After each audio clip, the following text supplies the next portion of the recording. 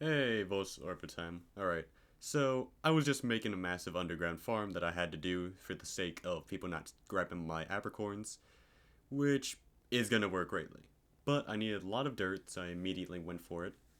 And it didn't take too long, as you can see. Finished the whole plains, but then I realized, maybe the roof is a bit too low. So I immediately went to start mining it, and it didn't take too long, actually. I'm surprised. Then afterwards, I was like, you know what? What if I just simply also do the bottom? So I did the top, and then I eventually mined down a level below just in case. Just in case it was still too short.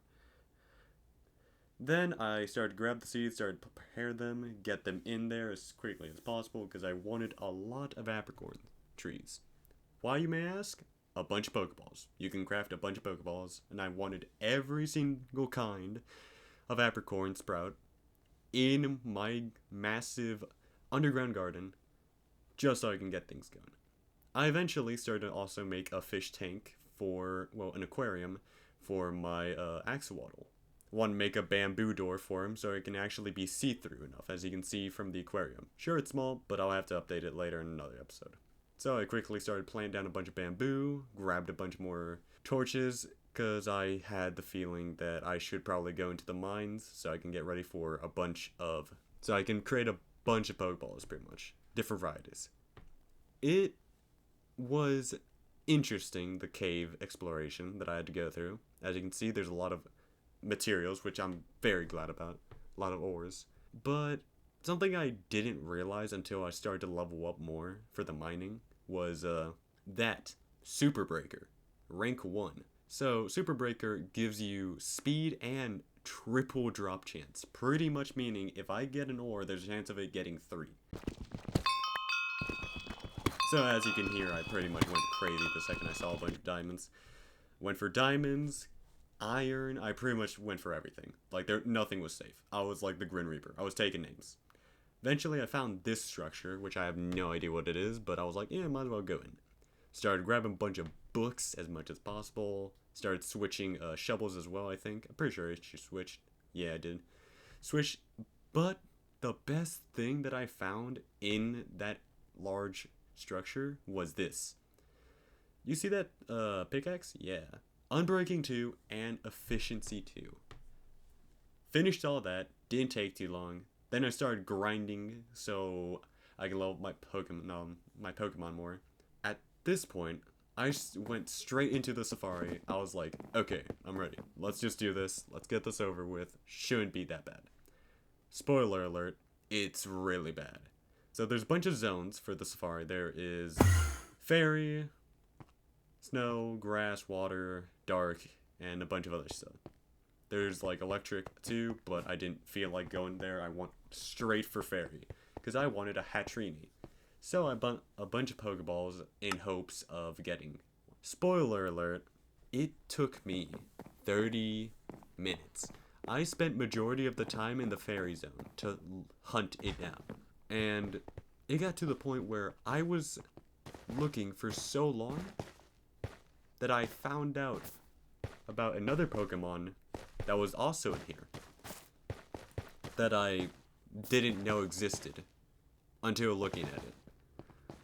So yeah, I was in the fairy zone the entire time, looking for a Hatrini. Didn't happen. There was no Hatrinis anywhere. I'm not sure who told me. Apparently everyone says that you'll find a Hatrini. I kept asking, which zone is it? People kept saying, oh, it's in the fairy zone. I eventually gave up. I got so tired, I gave up. I didn't care. Then I started looking around in the ice zone. I was just extremely bored and I just didn't care anymore. You can find Seals, a bunch of other ice Pokemon. I don't know why the Sandshrew was there, a little weird. But then I looked out the map and I saw him. So I immediately went after him. What I didn't expect is for this man to do something I didn't expect. So I fought him and, well... Oh, great heavens! Then I started throwing Pokeballs at him.